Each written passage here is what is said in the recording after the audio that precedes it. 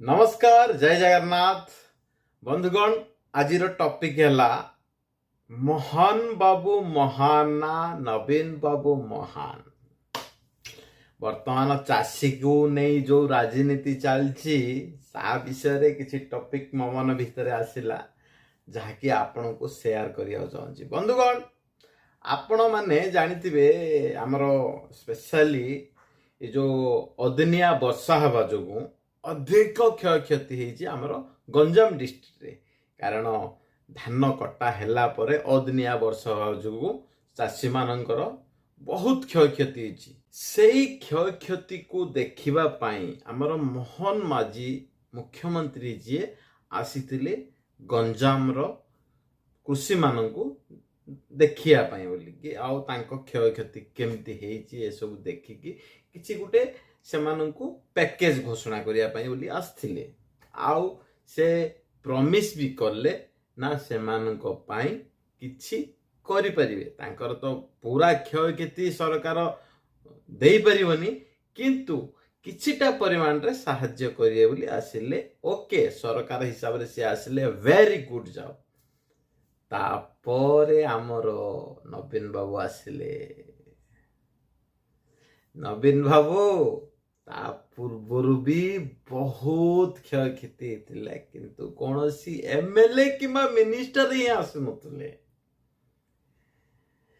नवीन बाबू भी आसु नथिले किंतु नवीन बाबू ऊपर आड़ फड़ फड़ फड़ फड़ फड़ फड़ फड़ फड़ हेलिकॉप्टर आसिले बुलाबुली कले धन्यवाद। एमती माने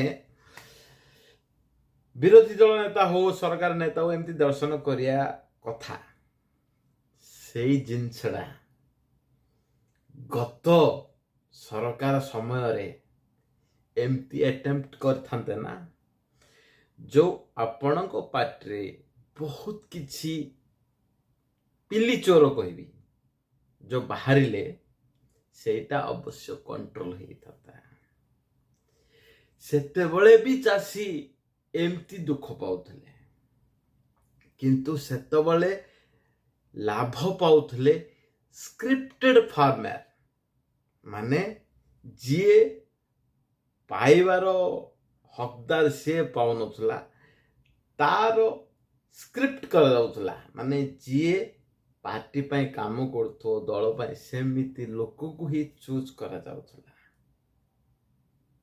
मु खुशी अच्छी ना सरकार आसिले विरोधी दल नेता आसिले ए जिनस पाई मु खुशी अच्छी किंतु नवीन बाबू जदि एई कथाटा आगुरु करिथांते ताहाले बहुत किछि सुविधा हेतंता ओडिशा कृषक पाई। कारण 24 वर्ष शासन कले नवीन पट्टनायक छोट मोटो टाइम नु गोटे जनरेशन हे जाउची माने गोटे जन्म होइतिया छुआ माने तार बाहागर समय आसी कैरियर सेटल करिया टाइम हे जाउची 24 वर्ष माने भाबी पड़तो सेतळे जदी सेते सुविधा सेते भाबी ताते लोकन को पाखु पहुंची ताते लोकन को पाखरे पखाळ खाइ ताते लोकन को सुख दुख कोन जानि थाते ताहाले ओडिशा जेति की वर्तमान अछि तार 3 गुण आस्ता जो 20टा स्टेट मध्य आमे 17 नंबर अच्छे ना आमे 1 2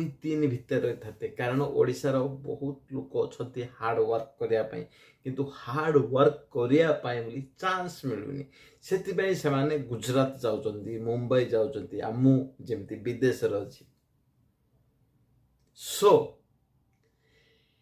एई कथा को नेकी किछि पिल्ली माने राजनीति कौन कहते ना नवीन बाबू आमर आसिले कैमेरा 10टा लगी तमर मोहन माझी आसिले मोबाइल रे फोटो काढुचंती। बंधु एटा तो बीजेपी सरकार ए बेकार पैसा का पाखरे नाही दबा पाई ए बेकार 100टा गाड़ी आसीबो 100टा कैमेरा आसीबो ए जिनस ए खर्च करिया पाई बोली कि बीजेपी गवर्नमेंट पाखरे पैसा एमती नाही खर्च करिया को बेकार बजट केबे भी तैयार करियोनी। सुभद्रा योजना केमती सफल भावे प्रत्येक लोक को पाइले ସେ ବିଜେଡି ହଉ ବିଜେପି ହଉ କଂଗ୍ରେସ ହଉ କାହାର ମୁହଁ ଦେଖାଏନି, ଯାହାକୁ ବି ମନ ଇଚ୍ଛା ଦିଆହେଲା, ଯିଏ ହକଦାର। ଆଉ ସେତିକି ପ୍ରତ୍ୟେକ ଯୋଜନା ବିଜେପି ସରକାରରେ ଯେଉଁ କୌଣସି ଯୋଜନା ହବ ସେଇ ଯୋଜନା ନିଶ୍ଚୟ ସମସ୍ତେ ପାଇବେ, ସମସ୍ତିକେ ଅଧିକାର, ସମସ୍ତେ ପେନସନ ପାଇବେ। କୌଣସି ଲୋକ ଏଠି ସ୍କ୍ରିପ୍ଟେଡ ହେବେନି, ପାର୍ଟିରେ ଥିଲେ ହିଁ ଦିଆହବ, ପାର୍ଟିରେ ନଥିଲେ ଦେବ, ଏଇଟା ଭୁଲ। ସମସ୍ତିକି ସୁବିଧା ପାଇବ। ତେଣୁ ଯେମିତି ମୋହନ ମାଝୀ ଏସବୁ ଯେଉଁ ଆଟେମ୍ପ୍ଟ କରୁଛନ୍ତି ଯେଉଁ ଟାଇପ୍ରେ, ମୋତେ ତ ଲାଗୁଛି ଆସନ୍ତା ରାଜନୀତି ବହୁତ ଷ୍ଟ୍ରଙ୍ଗ ଓଡ଼ିଶାରେ ହେବ। କାରଣ ନବୀନ ବାବୁ ଯଦି ମୋହନ ମାଝୀଙ୍କୁ ଆସିକି ଦେଖିଲେ, ସେଇଟା ବି ଲୋକଙ୍କୁ ଗୋଟେ ବାର୍ତ୍ତା ଦିଆଗଲା କି ନବୀନ ବାବୁ ବି ବର୍ତ୍ତମାନ ଶକ୍ତ ଅଛନ୍ତି। ଆଉ ମୁଁ ୱିଶ୍ କରୁଛି ନବୀନ ବାବୁ ଆପଣ ଶକ୍ତ ରୁହନ୍ତୁ, ଆଉ ଏ 5 ବର୍ଷ ଷ୍ଟ୍ରଙ୍ଗ ବିରୋଧୀ ହେଇକି ରୁହନ୍ତୁ, କିନ୍ତୁ ପଜିଟିଭ ୱେରେ, କୌଣସି ପାଣ୍ଡିଆନର ଡାଇରେକ୍ସନରେ ନୁହଁ। କାରଣ ପାଣ୍ଡିଆନ ଯେତେବେଳେ ଇଲେକ୍ସନ ସମୟରେ ଆପଣଙ୍କୁ ଡାଇରେକ୍ଟ କରୁଥିଲା, ସେତେବେଳେ ଆପଣ ମିଡ଼ିଆ ସାଥିରେ କଥା ହେବାକୁ ବି ଶକ୍ତି ନଥିଲା, ସେଇ ଟାଇପ୍ ମାଇକ୍ ବି ଧରି ପାରୁନଥିଲେ। କିନ୍ତୁ ବର୍ତ୍ତମାନ ଗଞ୍ଜାମର ଚାଷୀମାନଙ୍କ ପାଇଁ ସୁଖ ଦୁଃଖରେ ଠିଆ ହେବା ପାଇଁ ଆସିଲେ, ସେଇଟା ମୁଁ ଖୁସି।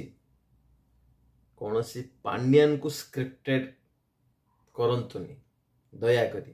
ଯଦି ରାଜନୀତି କରି ଆପଣ ନିଜେ ରାଜନୀତି କରନ୍ତୁ, ନିଜେ ଲୋକଙ୍କର ଆୱାଜ ଉଠାନ୍ତୁ, ସରକାର ପାଖରେ ପହଞ୍ଚାନ୍ତୁ। ଆଉ ମୋହନ ମାଝୀ ଯେମିତି ସରକାର ଚଳିଥିଲା, ଯଦି ବାଇଚାନ୍ସ ଆପଣ ନେକ୍ସଟ ଟର୍ମରେ ଆସନ୍ତି, ସେଇଭଳି ହିଁ କରନ୍ତୁ। ଏମିତି ପିଲି ନେତାର ହାତରେ ଟେକନ୍ତୁନି। ଧନ୍ୟବାଦ, ନମସ୍କାର।